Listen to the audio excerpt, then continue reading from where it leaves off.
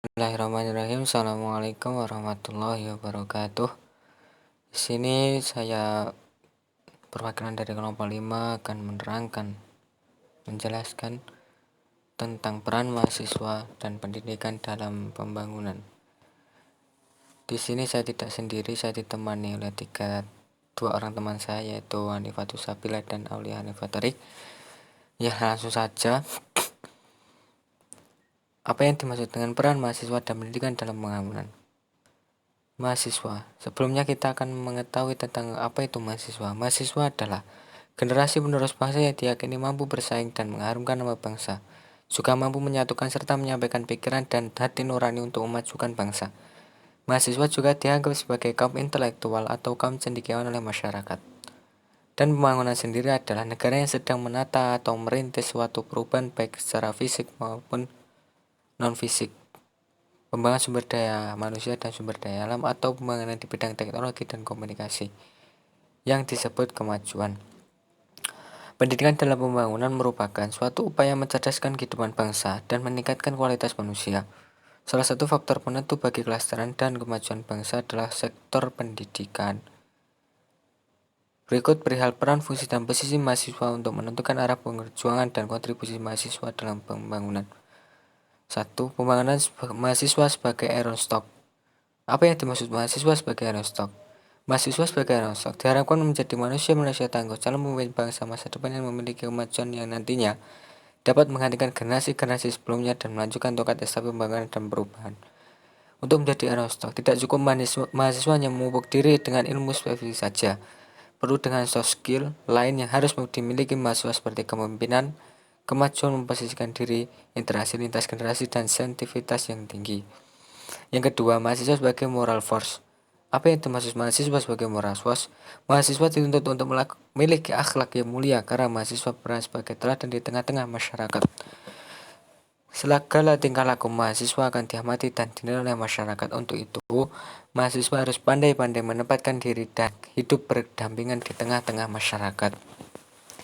Yang ketiga, mahasiswa sebagai social control, yaitu mahasiswa berperan dalam melakukan kontrol ketika melihat adanya gejala yang tidak beres di tengah-tengah masyarakat.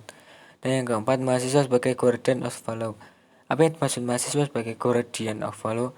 Itu mahasiswa berarti mahasiswa berperan sebagai penjaga nilai-nilai di masyarakat.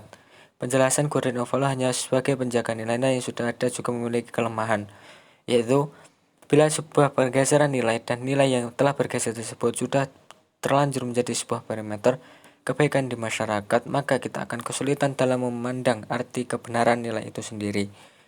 Kita sebagai mahasiswa harus mampu mencari berbagai kebenaran berlandaskan fakta ilmiah dan bersumber dari ilmu-ilmu yang kita dapatkan dan selanjutnya harus kita terapkan dan jaga di masyarakat. Dan yang kelima, mahasiswa sebagai agent of change. Mahasiswa sebagai agent of change artinya adalah mahasiswa sebagai agent dari suatu perubahan. Perubahan dapat dilihat dari dua pandangan. Pandangan pertama menyatakan bahwa tatanan kehidupan bermasyarakat sangat dipengaruhi oleh hal-hal bersifat materialistik, seperti teknologi. Pandangan kedua menyatakan bahwa ideologi atau nilai sebagai faktor yang mempengaruhi perubahan. Sebagai mahasiswa, kita harus bisa mengakomodasi kedua pandangan tersebut demi terjadinya perubahan yang diharapkan. Dalam melakukan perubahan tersebut, haruslah dibuat metode yang tidak tergesa-gesa, dimulai dari lingkup kecil terkecil, yaitu diri sendiri, lalu menyebar terus hingga akhirnya sampai ke ruang lingkup yang kita harapkan, yaitu bangsa ini sendiri, yaitu bangsa kita, bangsa Indonesia. Dari seluruh yang saya bahas tadi, ini saya simpulkan, bisa disimpulkan sebagai berikut. Sebagai seorang terpelajar dan bagian masyarakat, maka mahasiswa memiliki peran yang kompleks dan menyeluruh dengan segala kemampuan yang dimiliki terutama dalam bidang pendidikan, sehingga dikelompokkan dalam beberapa fungsi, yaitu sebagai iron stock, moral force, social control, guardian of value, dan sebagai agent of change. Dengan fungsi tersebut, tentu saja tidak dapat dipungkiri bagaimana peran besar yang diemban mahasiswa dan pemikiran kerja seorang mahasiswa mampu merubah paradigma yang berkembang dalam suatu kelompok dan menjadikan terarah sesuai kepentingan bersama. Salah satu hal yang menjadi kebangsaan mahasiswa adalah semangat membara untuk melakukan sebuah perubahan bangsa. Sekian, itu saja yang dapat saya sampaikan. Kurang lebihnya saya mewakili kelompok 5, ada kurang lebihnya saya mohon maaf. Wassalamualaikum warahmatullahi wabarakatuh.